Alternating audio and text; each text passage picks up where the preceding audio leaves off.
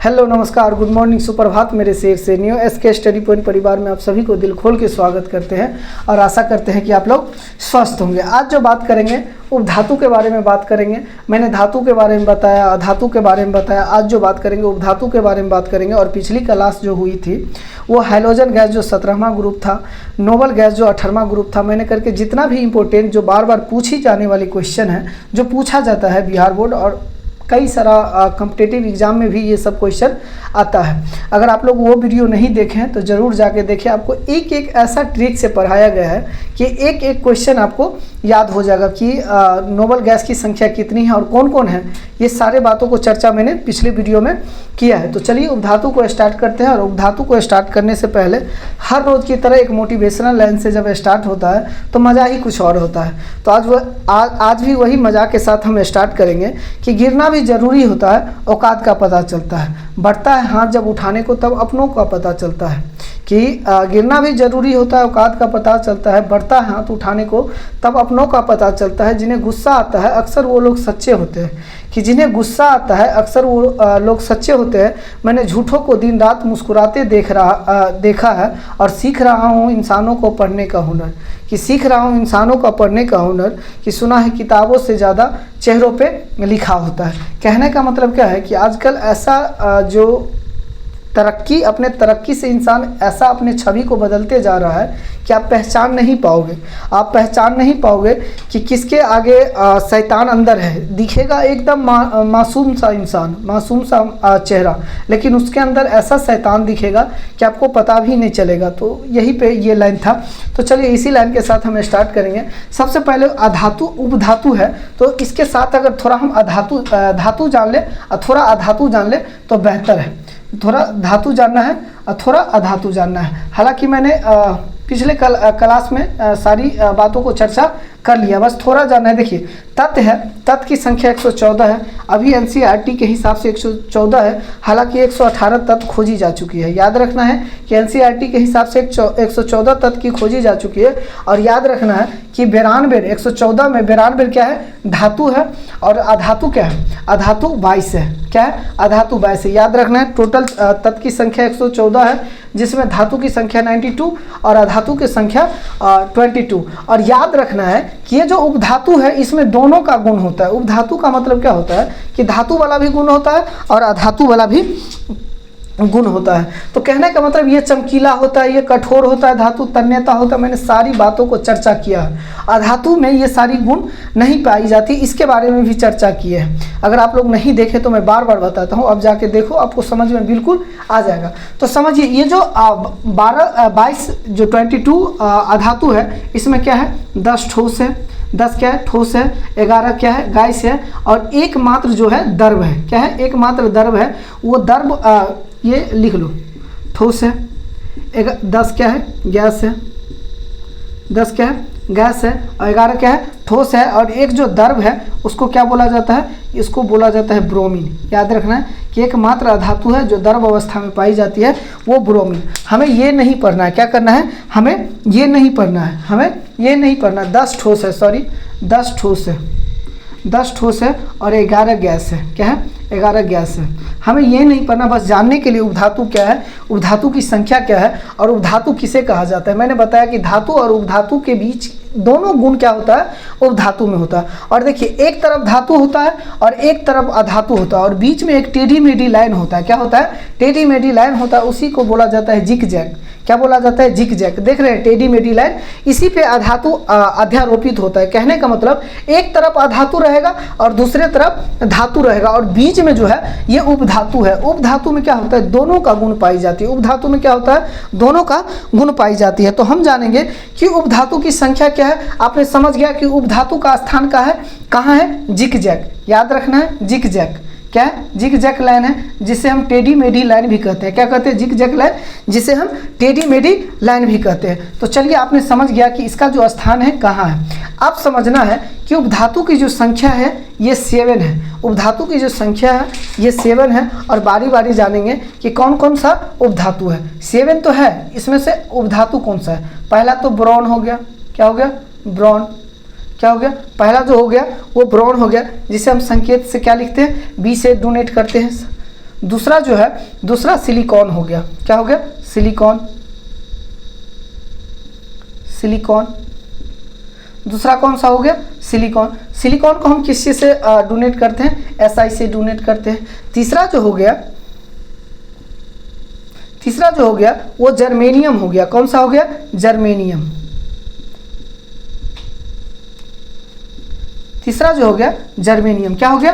तीसरा जो हो गया वो जर्मेनियम हो गया। और जर्मेनियम को जो हम सूचित करते हैं GE से करते हैं। क्या करते हैं? GE से सूचित करते हैं। चौथा जो हो गया पोलेनियम हो गया।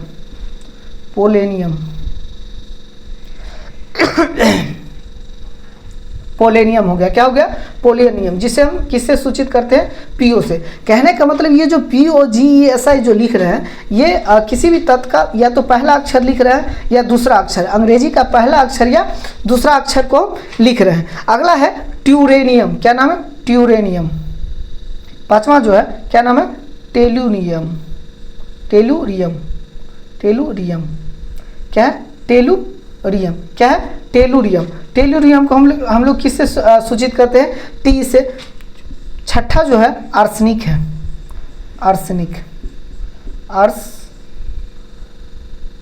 आर्सेनिक। क्या है? आर्सेनिक। और आर्सेनिक को हम लोग क्या करते हैं? AS से सूचित करते हैं। AS से सूचित करते हैं। और सातवां जो है एंटीमनी है। एंटीमनी। एंटीमनी। एंटीमनी को हम लोग SB से सूचित करते हैं। किससे सूचित करते हैं? SB से। मैंने क्या बताया? ये जो उपधातु है, उपधातु किसको कहा जाता है? जिसमें धातु की भी गुण होती है और अधातु की भी गुण होती है। और ये जो उपधातु जहाँ रहता है उसे जिग-जैग लाइन कहा जाता है। अधातु और धातु के मिड पॉइंट यानी बीच वाली पॉइंट पे ये अध्यारोपित होता है। तो मैंने बताया बोरॉन बताया, मैंने सिलिकॉन बताया, जर्मेनियम बताया, पोलेनियम बताया, ट्यूरेनियम बताया, आर्सेनिक बताया और एंटीमनी बताया। अब सभी का परमाणु संख्या अगर जान लें तो बेहतर है। बोरॉन की परमाणु संख्या कितना है? 5 है। सिलिकॉन की जो परमाणु संख्या है 14 है। याद रखना है, सिलिकॉन की जो परमाणु संख्या है 14 है। बोरॉन की जो परमाणु संख्या है वो 5 है। और जर्मेनियम की जो परमाणु संख्या है 32। ये पूछे जाने वाली क्वेश्चन, ये बार बार पूछा जाता है कि जर्मेनियम की जो परमाणु संख्या कितना है? 32 है। अगला जो पोलेनियम का परमाणु संख्या है ये 84 है। क्या है? 84 है। पोलेनियम का जो परमाणु संख्या है वो क्या है? 84 है।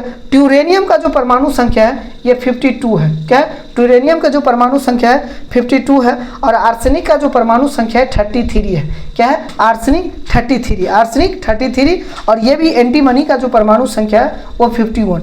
हमने क्या बताया कि धातु की जो संख्या है 7 है। कहीं कहीं आपको 6 देखने को मिलेगा, कहीं कहीं 6 देखने को मिलेगा। एंटीमनी को हटा देता है। लेकिन NCERT के हिसाब से क्या है?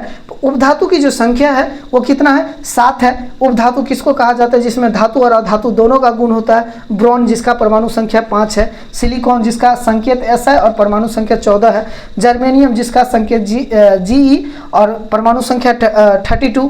पोलेनियम PO 84 यानी 84। ट्यूरेनियम TE 52 यानी 52। आर्सेनिक AS यानी 33 3 पे 3 आर्सेनिक। एंटीमनी SB और इसका जो परमाणु संख्या है कितना है? 52। अब थोड़ा थोड़ा करके हम किसको कहाँ प्रयोग करते हैं थोड़ा थोड़ा करके हम जान लेते हैं। सबसे पहली बात आपको जानना है कि ये जो बोरॉन का प्रयोग करते हैं, क्या करते हैं? बोरॉन का जो प्रयोग करते हैं हम शल्य चिकित्सा में करते हैं। चिकित्सा में क्या करते हैं? शल्य चिकित्सा में। कहने का मतलब क्या है कि डॉक्टर लोग क्या करता है? इसका प्रयोग में लाता है। क्या करता है? डॉक्टर लोग क्या करता है? उसको ठीक करने में क्या करता है? मरीज को ठीक करने में या जांच करने में क्या किया जाता है? इसका प्रयोग किया जाता है। दूसरी बात क्या है कि हम लोग ये बोरॉन का प्रयोग साबुन में भी करते हैं। बोरॉन का प्रयोग क्या करते हैं? साबुन में भी प्रयोग करते हैं। और याद रखना बोरॉन का जो उपयोग हम लोग करते हैं ये शीशा बनाने में भी हम लोग उपयोग करते हैं। तो आपने क्या समझा? शल्य चिकित्सक, साबुन, शीशा ये सारे में क्या करता है? ये सारे में बोरॉन का उपयोग करता है। सबसे बड़ी बात है कि आपको सिलिकॉन के बारे में जानना है। क्या जानना है? सिलिकॉन के बारे में जानना है। तो सिलिकॉन के बारे में थोड़ा बहुत जानने का प्रयास कीजिए। सिलिकॉन का ये सारे जो प्रयोग है, ये सिलिकॉन, साबुन का और शीशा, शल्य चिकित्सा, सिलिकॉन का प्रयोग किया जाता है। और याद रखना है ये जो बोरॉन है, बोरॉन का उपयोग जो होता है ये फाइबर ग्लास में होता है। क्या होता है?